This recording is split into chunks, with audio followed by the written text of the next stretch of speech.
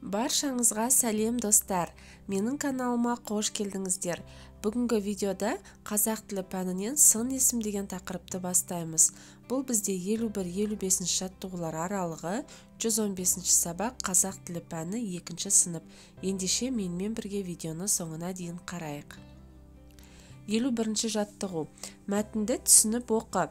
Мүйіз тұмсық ірі жануар. Оның мүйізі жіңішке талшықтардан құралған. Алайда мүйіз тұмсық күндіз сұлап жатады да айбарлы дыбыс шығарады, ал түнде жайылымға шығады. Енді бұл жерде мәтінді түсініп оқы дейді. Біз оқып шықтық. Мәтін не туралы дейді. Әрине, мәтін бұл жерде мүйіз тұмсық туралы, жануар туралы. Оқиғаның мәтін екенін дәлелде.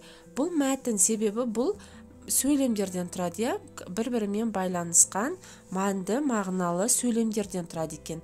Мәтіннің түрін анықта. Енді бұл жерде мен айтар едім, бұл бізде сипаттау мәтіні деп. Себебі бұл жерде мүйіз тұмсық жануарын сипаттап айтып тұр, оның денесінің ірілігін, мүйіз тұмсығын, соның барлығын жаңағы не деп айтып тұр, сипаттап айтып тұр екен, бұл сипаттау мәтіні. Мәтіндегі қарамен берілген сөздерге сұрақ қой. Енді бұл жерде ірі, жіңішке, айбарлы деген сөздер берілген екен. Осыларға сұрақ қояйық. Ірі жануар. Қандай жануар? Ірі жануар. Оның мүйізі жіңішке талшықтардан құралған. Қандай талшықтардан құралған? Жіңішке талшықтардан құралған. Айбарлы дыбыс шығарады. Қандай дыбыс шығарады? Айбарлы дыбыс шығарады. Міне, енді бұл сөздерге біз қандай деген сұрақ қойдық. Енді бұл сөздер нені білдіреді дейді. Бұл сөздер, балалар, осы мүйіз тұмсық жануарының сынын білдіреді екен. Яғни оның сыны, оның түрі, түсі, пішіні, көлемі, соның барлығын білдіреді. Бұл сыны деп, бір сөзбен осының барлығын сыны деп айтады екен. Бұлар сын есімдер. Ары қарай қараңдар, сын есім дегеніміз, балалар, заттың түрін, түсін, сапасын білдіретін сөздер. Ол қараңдар, түрін, мысалы заттың түрін, адамның түрі туралы айтатын болсақ, мысалы, әдемі, көрікті, сұлу, ажарлы деп айтамыз, бір заттың түсін айтатын болсақ, мысалы, доптың түсін айтатын болсақ, жасыл, қара, көк, қызыл, ала, неше түрлі қылып айтуға болады, Мысалы, сапасын айтатын болсақ, жақсы, мықты, керемет, күшті. Міне бұның барлығы қандай деген сұраққа жауап береді. Мысалы, бір тағамның дәмін айтатын болсақ, дәмді, ащы, тұщы, тұзды, тұзсыз, тағы қандай деп айтуға болады. Қышқыл, тәтті, бұның барлығы дәміне байланысты айтылады. Бұның барлығы, балалар, қандай деген сұраққа жауап береді. Бұның барлығын бір сөзбен, балалар, заттың сыны деп айтамыз. Бұлар сын есімдер. Сын есім, балалар, сын есімдерге қандай, қай деген сұрақтар қойылады. Сұлу, жақсы, таза, қоңыр, міне, бұлардың барлығы қандай деген сұраққа жауап береді, Бұлар заттың сыны екен. Жақсы. Енді қараңдар, сын есім бізге өмірде не үшін қажет? Мысалы, сын есімдік сөздер, мысалы, қандай деген сұраққа жауап беретін сөздер не үшін қажет десек. Мысалы, көшеде, аулада ойнап жүріп, сендер бір сүйкімді күшікті көріп қалдыңдар, Сосын үйге келдіңдер, кешкісін үйге кіргеннен кейін, сендер мамаларыңа жаңағы күшікті көргендеріңді айтып отырсыңдар. Енді мамаларың сұрайды ғой, қандай күшік көрдің деп сұрайды, Қандай күшік ол? Не күшік ол? Қандай күшік дейді. Ал сендер енді оны сипаттап айтуларың керек. Өзі сондай кішкентай, қандай кішкентай, өзі сондай сүйкімді, қандай сүйкімді, түсі қоңыр, құлағы ұзын, құйрығы ұзын. Міне, көрдіңдер ме, күшікті сендер сипаттап айтып беріп тұрсыңдар. Мамаларың сол кезде түсінеді, сондай күшік екен ғой, сүйкімді екен ғой деп түсінеді, Міне, көрдіңдер ме, не үшін қажет екен. Мысалы, сендерге бір дәптер керек болса, мысалы, қалам керек болса, балалардан, мектептен біреуден бір әдемі қалам көріп қалсаңдар, сондай қалам алғыларың кеп қалады, Сосын үйге барасыңдар да мамаларынан сұрайсыңдар, мама, осындай жасыл, мына жері мынандай ұзын, мынандай жерінде мынандай әдемі салбырап тұратын бірдеңкесі бар, осындай қалам алып берші маған деп, кәдімгідей сөйтіп сұрайсыңдар, Сонда көрдіңдер ме?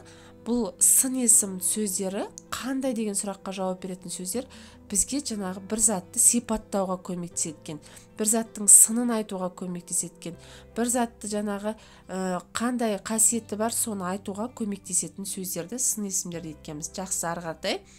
52-ші жаттығу жұмбақты көркем жаз шешуін тап дейді. Балалар, мен сендерге көркем жазу туралы үнемі айтып отырамын, видеоларымды. Мысалы, сендерге мектепте апайларың сабақ бастаған кезде көркем жазу минуты деген болады, сол кезде 1-2 жол сендер көркем жазасыңдар. Сол көркем жазуға, тез жазуға тырыспай, елден озып кетуге жаңағы тырыспай, асықпай, әдемілеп, барынша көркем, ең әдемі жазумен жазып шығу керек. Сол кезде осындай тақырыптар, мынандай тапсырмалар, көркем жаз деген тапсырмалар сендерге түк те қиындық тудырмайды. Себебі сендер уже дәптерлеріңе әдемі жазып үйренген баласыңдар. Көркем жаз деген тапсырма берілсе, балалар, бұл тапсырманың өзінде, мысалы, сендердің жазуларың дұрыс болмаса, апайларың бағасын төмендетуге мүмкіндігі бар. Себебі тапсырма көркем жаз деп тұр, Енді жұмбақтың шешуіне қарайық. Іші жұмсақ, сырты қатты, еті қызыл, сүті тәтті. Бұл не болды екен? Іші жұмсақ дейді, сырты қатты, еті қызыл, сүті тәтті. Әрине бұл қарбыз, қарбыз біз жейтін.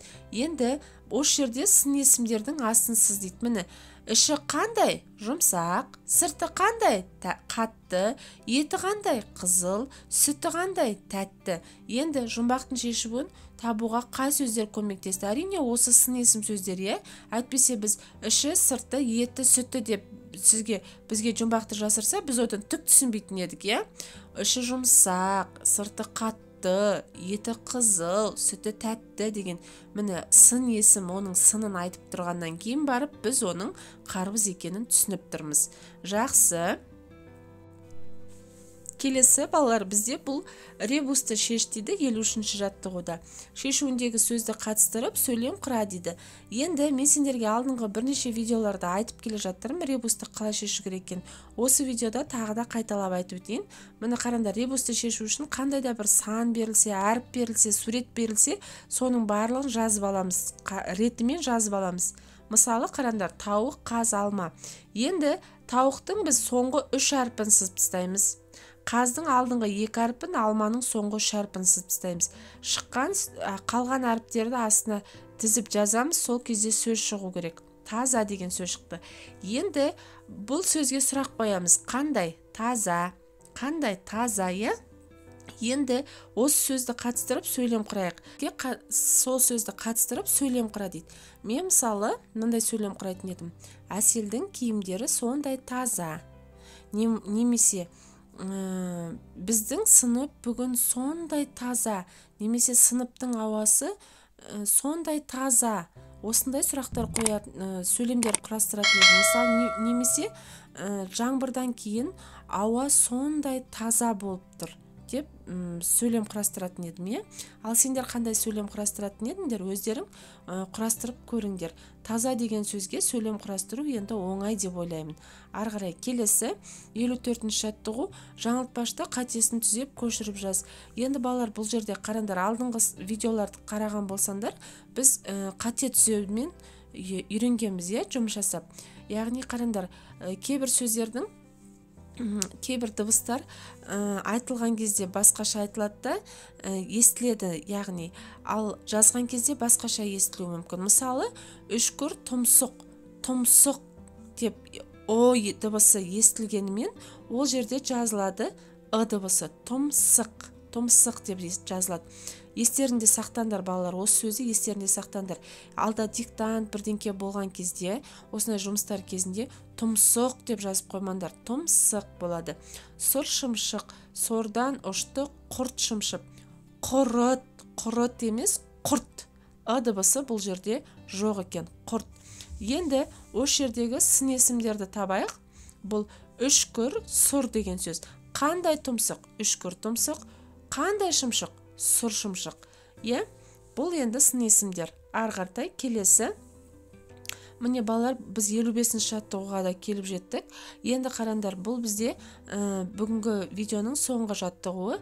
Енді қарандар, суреттерге қара, сол бойынша қандай оқиға болғанын әңгімеле. Енді мына жерде бір өте қызық оқиға болған сияқты, аю қонжығымен суға шомылуға келгені туралы. Енді осыған әңгіме құрастыруымыз керек. Бұны жай ғана әңгімелеуге болады. Енді мен сендерге әңгімені толығымен құрастырып жазып қойдым. Ол қалай болады екен? Мысалы, қарандар, қонжықтың оқиғасы деп тақырып қойдым. Кез келген әңгіменің балалар тақырыбы болу керек, Енді қарандар, қонжықтың оқиғасы. Жаздың аптап бір ыстық күнінде кішкентай қонжық пен оның анасы өзенге суға шомылуға келді. Қонжықтың анасы бірден секіріп суға түсіп, салқындауға кірісті. Ал бұрын суға түсіп көрмеген кішкентай қонжық жағада қалды. Бір кезде анасы қонжығын суға түсуге шақырды. Алайда қонжық бірден келіспей анасынан қаша жөнелді. Бірақ анасы оны желкесінен тістеп алып, қалауынан тыс суға шомылдырды. Салқын суға түсіп, қонжық жүзіп ойнай бастады. Суға түсіп салқындап рахаттанған қонжық анасының құшағына еніп, ұйқыға кетті. Қызық әңгіме, Өте қызық әңгіме болды деп ойлаймын. Сендер қандай әңгіме құрастыратын едіңдер? Өздерің ойларыңша осы суретке қарап, менің әңгімеме ұқсастырып, өздерің басқа сөздермен құрастыруларыңа болады. Міне балалар, бүгінгі видео осымен соңына жетті. Менімен бірге соңына дейін видеоны тамашалағандарыңа көптен көп рахмет. Сабақтарыңды әрқашан жақсы оқыңдар. Менің айтқан кеңестерімді үнемі сабақта қолданып жүріңдер.